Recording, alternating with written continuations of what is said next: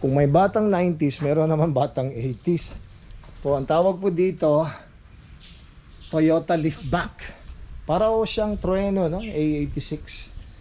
So ito, I think ito yung pinakaunang kotse niya.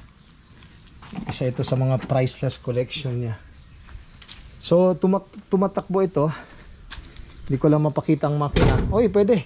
Pakita ko sa inyo ang makina, idol, kung ano nga bang makina. Ayan. So kayo na bahala mag-isip kung ano makina niyan. 4A GZE. Bakit may Z at saka E? So i-research nyo yan mga idol. Okay. Ayan. Pure stock sa loob, no? Ang ganda. OEM na OEM. Tsaka meron na naman siyang binubuo ngayon.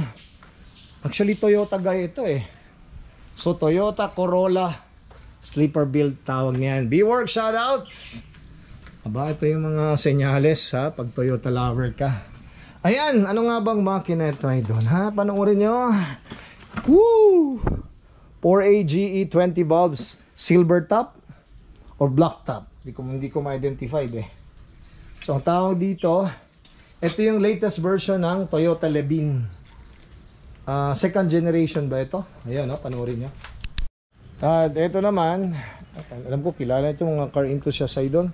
Isa ito sa mga desirable car sa mga car collector. Ang tawag po dito is Toyota Starlet. The iconic 3 doors lang po ito. Wow, nakita niyo yan, naka-Recaro.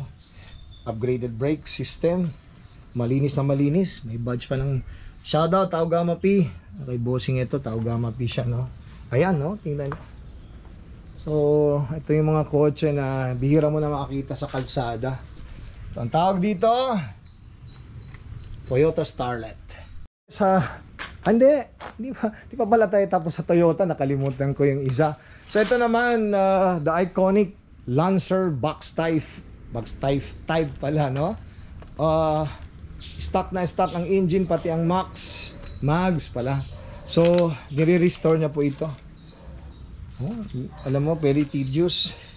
Alam mo, wala namang problema pag may pera, idol. Yun ang masabi ko. Kung gusto mo maging car collector, ano bang dapat gawin? Dapat may pera. So, ito yung Mitsubishi Box Type 1980. Alright. Shout out TGP Driving School. At ito yung ginagamit dyan pang karera. 0125.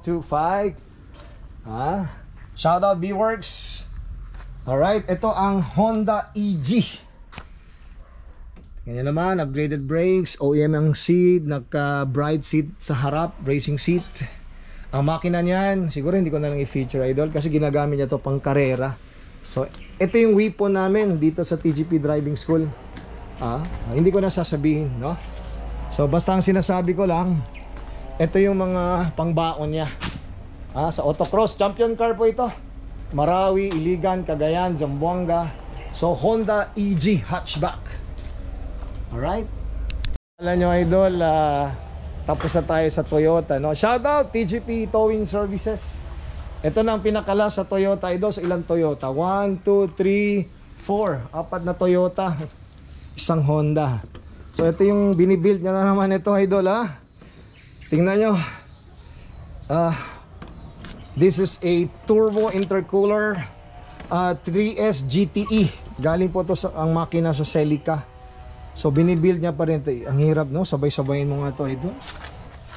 Sabay-sabayin mo yan. Hindi makalbo. Sa Bisaya pa, maupaw atong bulsa ba, no? So sleeper build. Akala mo wala lang, pero nandun pala sa makina. Ayun, binibuild pa to ni na. Shoutout pala yung kanyang chief mechanics na Jeffrey Caria at saka si RJ. So ayun po, no? So hanggang dito na lang si Paring Nels. Pinipicture ko lang yung mga car collector ni Mr. Paul Abaton. Toyota Levin. Meron pang effects, ha?